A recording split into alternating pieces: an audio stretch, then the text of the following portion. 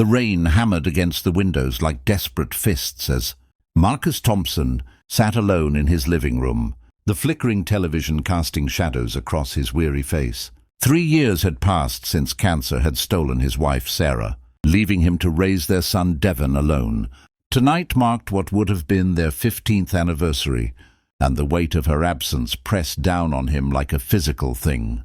He just tucked Devon into bed, listening to his 8-year-old son's prayers that still included whispered words for Mommy in heaven. Marcus had barely made it back downstairs before the tears came, silent and hot, streaming down his cheeks as he clutched the photo album he couldn't bring himself to open. Then came the knocking. At first Marcus thought he'd imagined it. The sound was so timid against the storm's fury, but it came again, more insistent this time. He glanced at the clock on the mantel, 9:47. Who would be at his door at this hour, in this weather? He wiped his eyes roughly with the back of his hand and moved toward the entryway, his heart already beginning to race with an unnamed concern. When Marcus opened the door, nothing could have prepared him for what he found. 2 little girls stood on his porch, drenched to the bone, their thin jackets plastered to their shivering frames. They couldn't have been more than 6 years old. Identical twins with the same wide brown eyes and rain-soaked braids. But it was the terror in those eyes that stopped Marcus's heart. The terror and something else, something that looked like desperate hope. "Please," one of them said, her voice breaking. "They hurt our mama. You have to help us." Marcus didn't hesitate. Come inside right now," he said, ushering them in from the storm. The girls stumbled over the threshold, leaving puddles on his hardwood floor. Up close, he could see they were trembling violently, and not just from the cold. One had a bruise blooming purple on her cheek. The other had scratches on her arms. "Where's your mother?" "What happened?" Marcus grabbed the throw blanket from his couch and wrapped it around both girls, his mind racing. Should he call the police first? An ambulance? Where were these children's parents? "They're hurting her," the other twin said, tears mixing with rainwater on her face. "The bad men came and Mama told us to run. She said run and find help. So we ran and we saw your light and we knocked and please you have to help our Mama." Marcus's blood ran cold. "Where is she? Where's your mother?" "The yellow house," the first girl said. "Down the street. The one with the broken fence." Marcus knew the house. It was 4 doors down, a rental property that had seen a rotating door of tenants over the years. He'd noticed a moving truck there about 2 months ago, but hadn't met the new neighbors yet. He'd been too wrapped up in his own grief, too focused on just getting through each day with Devon. "Stay here," Marcus said, already reaching for his phone. "I'm calling the police right now." "No." Both girls cried out in unison, and one grabbed his arm with surprising strength. "Mama said no police. She said they'd take us away.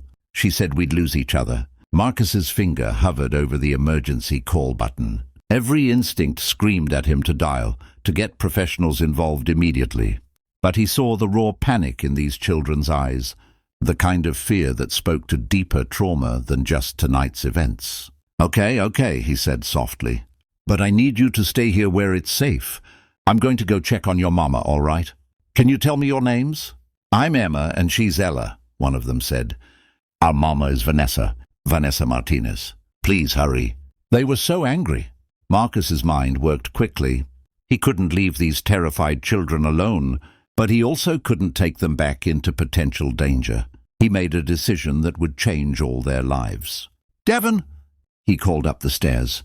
His son appeared moments later, rubbing sleep from his eyes, stopping short when he saw the 2 girls. "Dad, what's going on?" "Son, I need you to be very brave right now. I need you to stay with Emma and Ella. Lock the door behind me. Don't open it for anyone except me or the police. Do you understand?" Devon's eyes went wide, but he nodded. At 8, he'd already learned about being strong through loss. "I understand, Dad." Marcus grabbed his phone, made sure it was fully charged, and headed for the door. The rain hit him like a wall as he stepped outside, but he barely noticed. He was already running toward the yellow house, his heart pounding, adrenaline surging through his veins. The house was dark except for one window on the first floor, where a faint light flickered. As Marcus approached, He could hear raised voices, a man shouting, and then a sound that made his blood boil, a woman crying out in pain. Marcus didn't think. He didn't plan. He simply acted. He tried the front door and found it unlocked. It swung open to reveal a scene from his worst nightmares. A woman who must be Vanessa was huddled against the far wall of the living room, her face already swelling from obvious blows. Two men stood over her, one holding what looked like a crowbar. The room had been ransacked, furniture overturned, drawers pulled out and emptied. "Where is it?" The man with the crowbar was shouting. "We know you have it. Miguel wouldn't have sent us here for nothing." "I told you," Vanessa sobbed. "I don't have anything. I left all that behind. I left everything behind." The second man raised his fist, and that's when Marcus moved. Years of high school football and a gym membership he'd maintained even through his grief suddenly had purpose. He crossed the room in 3 strides and grabbed the man's arm before the blow could land. "Get out of this house," Marcus said, his voice deadly calm despite the fear coursing through him. "Right now." The two men spun around, surprise flickering across their faces before morphing into anger. The one with the crowbar stepped forward. "This isn't your business, hero. Walk away while you still can." Marcus stood his ground, positioning himself between the men and Vanessa. "The police are already on their way," he lied, praying his bluff would work. "You've got maybe 2 minutes before this place is surrounded." The men exchanged glances. Marcus could see the calculation in their eyes, weighing the truth of his words against whatever they'd come here for. His hand was in his pocket, wrapped around his phone. If they called his bluff, he'd dial 911 and pray he could keep these men busy long enough for help to arrive. "This isn't over," the one with the crowbar said, pointing it at Vanessa. "Miguel doesn't forget. You can't hide from him forever." Then they were moving, pushing past Marcus and heading for the door. He heard a car engine roar to life outside, tires squealing as they fled into the night. Marcus immediately pulled out his phone and dialed 911, then turned to the woman crumpled against the wall. "It's okay," he said gently, kneeling beside her, but careful not to touch her without permission. "You're safe now. Your daughters, Emma and Ella, they're at my house. They're safe too. My name is Marcus Thompson. I live 4 doors down." Vanessa looked up at him with eyes full of pain and disbelief and overwhelming relief. "My babies? They're really okay. They're perfect. They're brave and smart, and they saved you tonight." That's when Vanessa broke down completely, great racking sobs shaking her body. Marcus stayed with her, speaking softly until the police and ambulance arrived. He gave his statement while the paramedics examined Vanessa, who had a concussion, bruised ribs, and various other injuries, but nothing life-threatening. The police wanted to take Emma and Ella into protective custody, but Marcus found himself arguing passionately against it. "They've been through enough trauma tonight. Let them stay with their mother at the hospital, or let them stay with me until she's released, please." The detective in charge studied Marcus for a long moment. "You don't even know this woman?" "No," Marcus agreed. "But her daughters trusted me enough to knock on my door. That means something."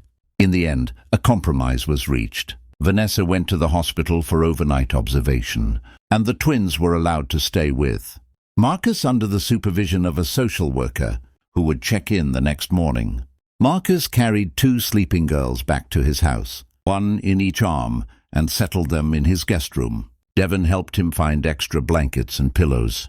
"Dad," his son whispered as they stood in the doorway watching the twins sleep. "You were like a superhero tonight." Marcus pulled his son close. "Nobody. Those little girls were the superheroes. They knew they needed help and they went and found it. That took real courage."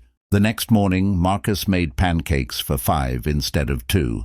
Emma and Ella were quiet at first, picking at their food until Devon started telling jokes that made them giggle. By the time Vanessa was released from the hospital that afternoon, the girls were playing in the backyard with Devon like old friends. Vanessa's story came out slowly, over coffee while the children played.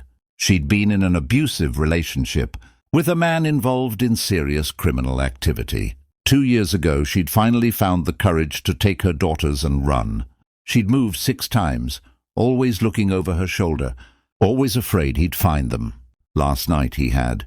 "I don't know where to go from here," Vanessa admitted, tears in her eyes. "I can't keep running, but I can't let him find us again either." Marcus listened, and somewhere in his grief-worn heart, something shifted. He'd spent 3 years drowning in his own pain, barely keeping his head above water. But last night, those 2 little girls had knocked on his door and reminded him of something he'd forgotten, that he was capable of more than just surviving, that he still had something to give. "You're not going to run," he said firmly. "The police know everything now. They'll help you get a restraining order. Work with authorities in other jurisdictions. And in the meantime, you and the girls are going to stay here." Vanessa's eyes went wide. "I couldn't possibly impose like that. You've already done so much." "You wouldn't be imposing. This house has been too quiet for too long." Marcus glanced out the window where Devon was pushing both girls on the swing set. Sarah had insisted they install, even though they'd only had 1 child. Sarah had always wanted more kids. Maybe we all need each other right now. Over the following weeks, Marcus's house transformed. Vanessa insisted on paying rent, taking a job at a local diner once her injuries healed. The twins started at Devon's school, and Marcus found himself attending parent-teacher conferences for 3 children instead of 1. The house filled with laughter again, with the sound of running, feet and whispered secrets and family. Dinners around the table. It wasn't easy. Vanessa had nightmares. The twins sometimes woke up crying. The legal process of keeping them safe was complicated and frustrating, but they faced it together. This makeshift family built from trauma and kindness and a desperate knock on a door during a storm. 6 months later, Marcus stood in court as Vanessa was granted full legal protection, and her ex-partner was sentenced to prison on multiple charges. The relief on her face was beautiful to see.